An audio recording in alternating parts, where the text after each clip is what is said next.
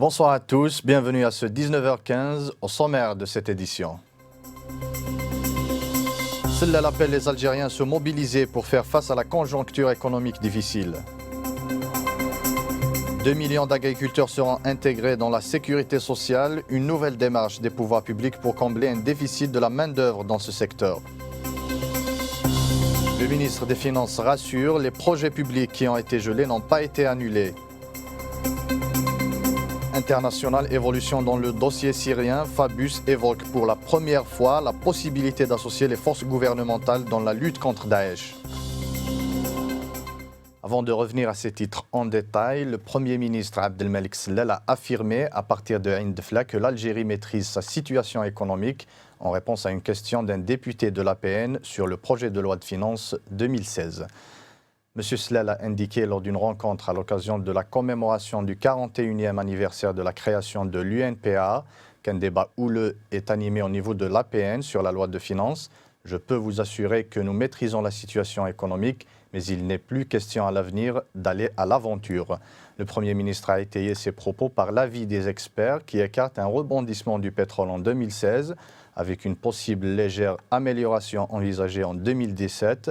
Rappelant l'impact de la crise économique mondiale et le recul des prix du pétrole sur le budget de l'État.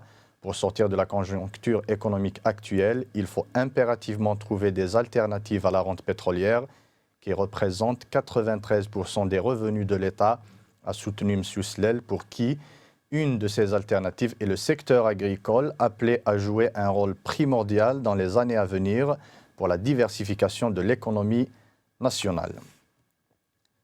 Toujours dans la conjoncture économique, le Premier ministre Abdelmalek Sellal appelle les Algériens à se mobiliser comme un seul homme pour faire face à la situation économique difficile que traverse le pays.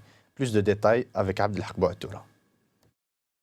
Lors d'une rencontre nationale avec les agriculteurs à l'occasion du 41e anniversaire de la création de l'Union nationale des paysans algériens, UNPA, le Premier ministre a appelé les Algériens à se mobiliser comme un seul homme pour faire face à la conjoncture économique difficile, relevant que l'Algérie se présente comme une île paisible dans un environnement régional instable. M. Sellal a évoqué le débat intéressant en cours au niveau de l'Assemblée populaire nationale autour du projet de loi de finances 2016. Malgré un contexte difficile, la situation économique reste maîtrisée, a rassuré Sellal, en soulignant cependant le gouvernement ne peut pas s'aventurer. Sur le plan économique, l'Algérie amorce un virage engendré par la chute des prix du brut et ses répercussions sur les recettes de l'État, a relevé Sellal, pour qui la situation est difficile, mais les solutions sont entre nos mains. Nous n'avons pas le droit à l'erreur, a-t-il souligné. Cette attitude se justifie, estime Sellal, par le fait que les prévisions n'annoncent pas une hausse des prix du pétrole en 2016. Nous n'avons pas le droit à l'erreur, a-t-il souligné, et que cette hausse n'est probable qu'en 2017. C'est pour cette raison que le Premier ministre a plaidé pour une économie alternative dans laquelle l'agriculture sera le moteur. Sellal a déclaré que le gouvernement demeure mobilisé pour appliquer les directives du président Bouteflika afin d'améliorer les conditions de vie des Algériens à tous les niveaux. À la fin de la rencontre, l'UNPA a honoré le chef de l'État en reconnaissance à ses efforts au service du pays et notamment les agriculteurs. Sur le plan sécuritaire, le général de corps d'armée Ahmed Gaïd Salah, vice-ministre de la Défense nationale, chef d'état-major de l'Armée nationale populaire, a reçu en audience hier au siège de l'état-major de l'ANP le général de division Mohamed Touré, chef d'état-major général des armées maliennes, a indiqué le ministère de la Défense nationale dans un communiqué. Cette rencontre a été une opportunité pour les deux parties d'aborder l'état de la coopération militaire bilatérale et les questions d'intérêt commun et d'échanger les points de vue sur les problèmes d'actualité, a ajouté la même source. En cette occasion, le chef d'état-major général des armées maliennes a rendu visite à l'école supérieure de guerre à Tamenfoust, à l'établissement d'habillement et des articles de couchage à Kharouba et à l'établissement de rénovation du matériel aéronautique à Dar el-Baïda, a fait savoir le communiqué.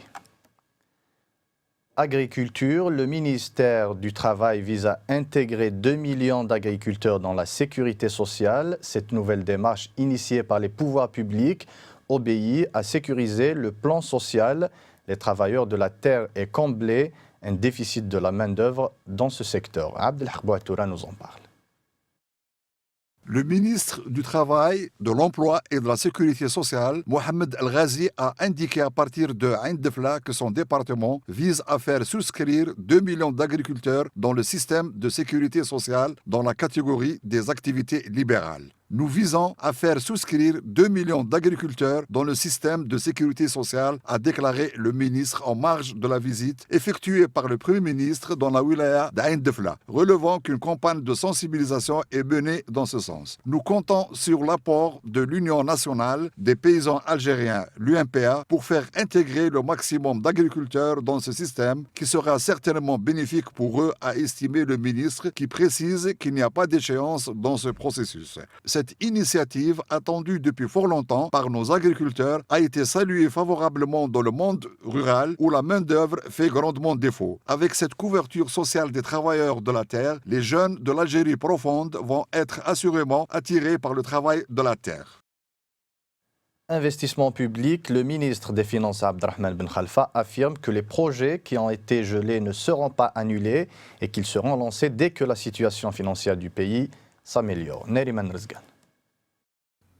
Aucun projet n'a été annulé ni supprimé. Il s'agit seulement de reporter la réalisation de ces projets gelés en attendant que les ressources financières du pays retrouvent leur niveau habituel, a indiqué M. Ben Khalfa dans une déclaration à la presse en marge d'une séance plénière consacrée aux questions orales au Conseil de la Nation. Il a également expliqué que tous les projets gelés à travers les différentes wilayas portaient sur des secteurs complémentaires et ne touchaient pas aux secteurs sensibles qui ont une lourde charge sociale, tels ceux de l'éducation et de la santé. À ce propos, il a rappelé que les projets gelés sont également ceux dont les études n'ont pas encore été lancées et ceux dans l'objectif de dégager des plus-values sur le budget de l'État en cette conjoncture marquée par une baisse de près la moitié de ses revenus d'exportation des hydrocarbures. M. Ben Khalfa a alors expliqué qu'il existe une nomenclature de ces gels et que celle-ci était établie par ordre de priorité. Tous ces projets sont gelés momentanément et ne sont pas annulés. Nous allons tous les relancer quand la situation financière du pays s'améliorera, a assuré M. Ben Khalfa en affirmant que nombre d'autres projets étaient maintenus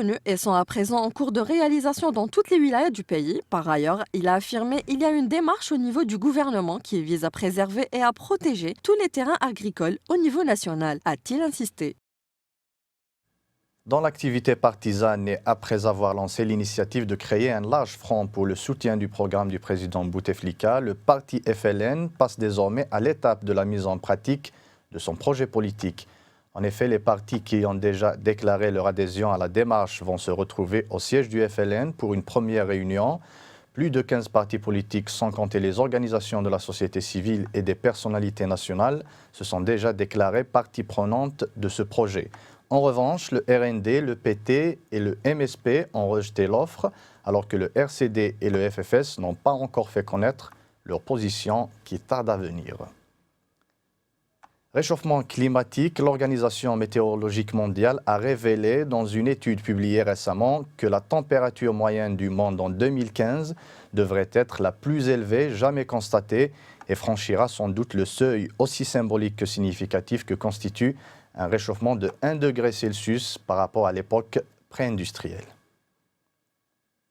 Une étude est publiée alors que le sommet de Paris sur le climat doit s'ouvrir le 30 novembre avec la participation du secrétaire général de l'ONU Ban Ki-moon et de dizaines de chefs d'État et de gouvernement. L'année 2015 est en passe d'être la plus chaude qu'ait connue l'Amérique du Sud et l'Asie, tandis que pour l'Afrique et l'Europe, elle se classerait au deuxième rang des plus chaudes. Par ailleurs, les années 2011 à 2015 représentent la période de 5 ans la plus chaude jamais enregistrée. De nombreux phénomènes météorologiques extrêmes, en particulier les vagues de chaleur, étant influencés par le changement climatique. Selon l'agence unisienne, cette situation résulte des effets conjugués d'un puissant épisode El Niño et du réchauffement climatique causé par les activités humaines. L'épisode El Niño ne cesse de gagner en intensité. Ce phénomène influe sur les régimes météorologiques dans de nombreuses régions du monde et explique la chaleur exceptionnelle que nous avons connue en octobre. Il devrait continuer de réchauffer la planète jusqu'en 2016, a déclaré le secrétaire général de l'Organisation météorologique mondiale, Michel Jarraud. Quant aux concentrations de gaz à effet de serre dans l'atmosphère, elles ont atteint de nouveaux pics. Au printemps boréal 2015, pour la première fois, la teneur de l'atmosphère en CO2 a franchi la barre des 400 parties par million en moyenne mondiale. Il est possible de limiter les émissions de gaz à effet de serre qui sont à l'origine du changement climatique. Nous disposons des connaissances et des outils nécessaires pour agir. Nous avons le choix, ce qui ne sera pas le cas des générations futures, a affirmé M. Jarraud. International à présent, un fait inédit dans la gestion de la guerre en Syrie, le chef de la diplomatie française, Laurent Fabius, a pour la première fois envisagé vendredi que des forces gouvernementales puissent être associées à la lutte contre le groupe terroriste Daesh. On voit tout ça avec Yamina Bahir. Pour lutter contre Daesh, il y a 2 séries de mesures, les bombardements et des forces au sol, qui ne peuvent pas être les nôtres, mais qui peuvent être à la fois des forces de l'armée syrienne libre et pourquoi pas des forces du régime et des Kurdes également, a déclaré le ministre des Affaires étrangères. Laurent Fabius a par la suite précisé qu'une participation de l'armée syrienne, dirigée par le président Bachar al-Assad, à la lutte contre Daesh ne peut être envisagée que dans le cadre de la transition politique. Elle pourrait être envisagée dans le cadre de la transition politique et uniquement dans ce cadre, a-t-il expliqué. C'est d'ailleurs bien parce que nous aurons besoin d'une alliance entre toutes les forces qui, sur le terrain, veulent lutter contre Daesh que la transition politique à Damas est urgente et indispensable, a ajouté le ministre. L'objectif militaire premier demeure Raqqa, le bastion du groupe terroriste en Syrie, cible de raids intensifs des aviations russes et françaises depuis plusieurs jours, a-t-il dit. C'est pour nous l'un des premiers objectifs militaires, peut-être le premier, parce que c'est le centre névralgique de Daesh, d'où les attentats contre la France sont partis, a souligné Laurent Fabius. Après la visite jeudi du président François Hollande à son homologue russe Vladimir Poutine, les 2 pays sont convenus de coordonner leurs frappes contre Daesh et de renforcer leur échange d'informations. Et ces frappes ne viseront pas ceux qui luttent contre Daesh, a affirmé M. Hollande, faisant référence aux autres groupes terroristes qui combattent Daesh et Damas. Les 2 Corées, le Nord et le Sud, d'accord pour un dialogue à haut niveau en décembre. Le jeu du chat et de la souris entre les 2 pays continue. Zombie, premier sommet sur les mariages forcés d'enfants. Les ONG tirent la sonnette d'alarme. Au Niger, des millions de paysans affectés par le réchauffement climatique. Et enfin, record de longévité du règne d'Elisabeth II, qui assiste au sommet du Commonwealth, prévu ce vendredi à Malte. C'est le monde d'aujourd'hui en bref, avec Yamina Bahir. Les 2 Corées sont convenus jeudi de tenir un dialogue à haut niveau au mois de décembre dans l'esprit de l'accord de compromis conclu en août pour désamorcer les tensions sur la péninsule. Un porte-parole du ministère sud-coréen de l'unification a expliqué que les 2 parties se retrouveraient au niveau des ministres adjoints le 11 décembre dans la zone industrielle intercoréenne de Kaesong qui se trouve en Corée du Nord, tout près de la frontière. Toute rencontre entre les 2 camps est toujours saluée comme un pas dans la bonne direction. La Corée du Nord semble depuis quelque temps plus isolée que jamais sur la scène internationale. Séoul s'est rapproché du principal allié de Pyongyang, à savoir Pékin, et a amélioré ses relations avec Tokyo.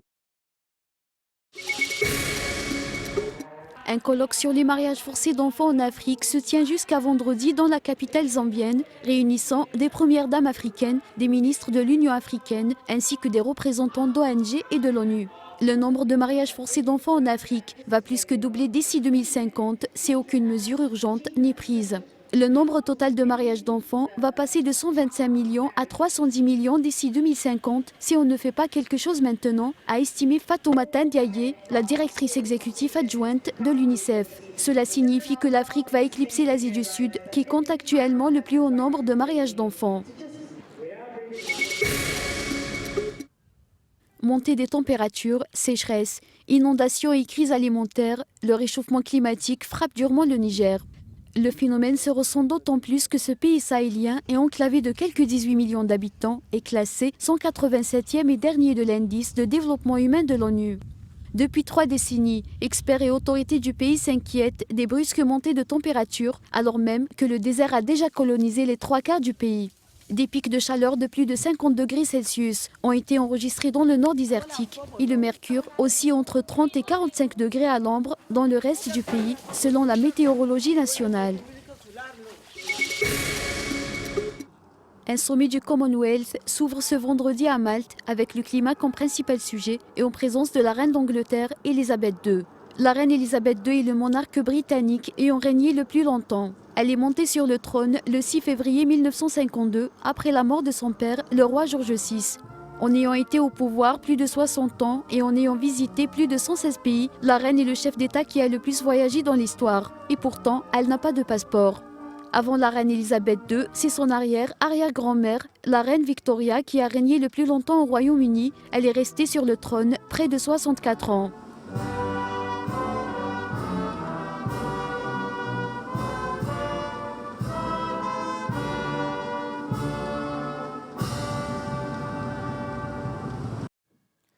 Culture, le 13e anniversaire du traité d'amitié entre l'Algérie et l'Espagne sera célébré cette année à Oran, à l'Institut Cervantes. Au programme de cette manifestation, un concert du jeune chanteur espagnol Aldo Narejos. Un concert de musique de l'artiste espagnol Aldo Narejos sera animé le 2 décembre à Oran. Une manifestation culturelle qui sera donnée en soirée au Conservatoire municipal Ahmed Wahbi dans le cadre des activités célébrant la 13e année du traité d'amitié, de bon voisinage et de coopération entre l'Algérie et l'Espagne, a indiqué la direction de l'Institut Cervantes d'Oran, annonçant un programme riche et varié.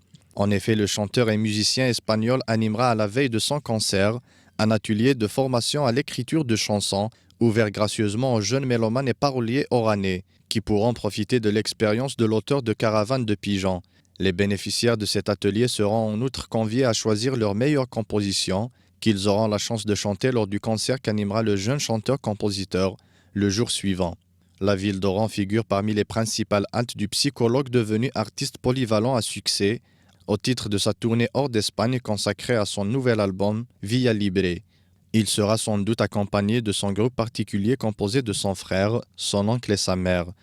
Le programme célébrant ce 13e anniversaire avait été lancé le 8 octobre dernier avec une exposition intitulée Delibes illustré, dédiée au romancier espagnol Miguel Delibes, décédé en 2010. L'Espagne est pour rappel le premier pays de l'Union européenne à avoir signé un traité d'amitié, de bon voisinage et de coopération avec l'Algérie, paraphé le 8 octobre 2002. Sport, avant de terminer, le derby algérois USM Alger-USM El Harrach sera en tête d'affiche de cette 13e journée du championnat national de Ligue 1 Mobilis. Dans le bas du tableau, l'AS Moran et le RC Arba'a seront en difficulté lors de leur déplacement respectivement à Tizi Ouzou et à Sétif. Commentaire de Neriman Rezgan. Cette manche débute aujourd'hui avec 2 matchs au programme placés sous le signe du rachat. Battu en déplacement lors de la précédente journée, le Mob Béjaïa et l'Entente de Sétif auront à cœur de corriger le tir chez eux face respectivement au DRB Tejnant et au RC Arba'a. Pour les Crabes, la tâche s'annonce plutôt compliquée face au nouveau promu, surprenant deuxième. De son côté, l'Entente, qui reste sur 3 défaites de rang, se trouve dans l'obligation de réagir face à la lanterne rouge. Toutefois, il faut faire attention à la bête blessée et les protégés d'Alain Guéguer sont prévus. En dépit de tous les problèmes de leur club, les joueurs du RC Arba'a ont démontré à plusieurs reprises qu'ils ont du cœur et qu'ils souhaitent ardemment sortir de cette situation. Demain samedi, tous les regards seront braqués vers le stade du 5 juillet où il y aura le derby algérois, l'USM Alger, USM El Harrach. Leader avec 26 points et un match en moins, l'USM Alger aura une belle opportunité de creuser l'écart sur ses poursuivants. Nonobstant, cela doit passer impérativement par un succès face à une Coriance formation arrachée, très dure à manœuvrer. Si les Usmis restent invaincus depuis la première journée du championnat, les coéquipiers de Younes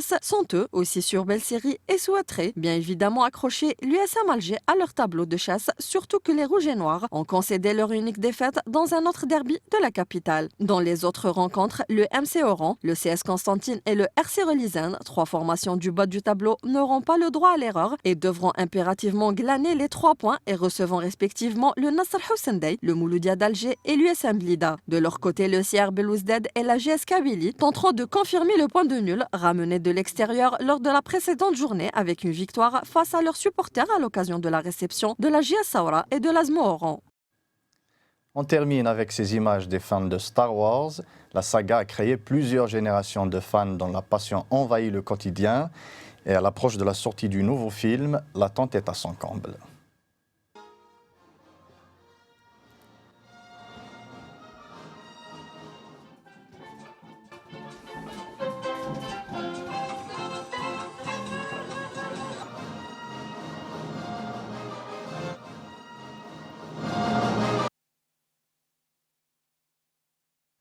C'est la fin de ce journal. Merci de l'avoir suivi. Excellente soirée à tous.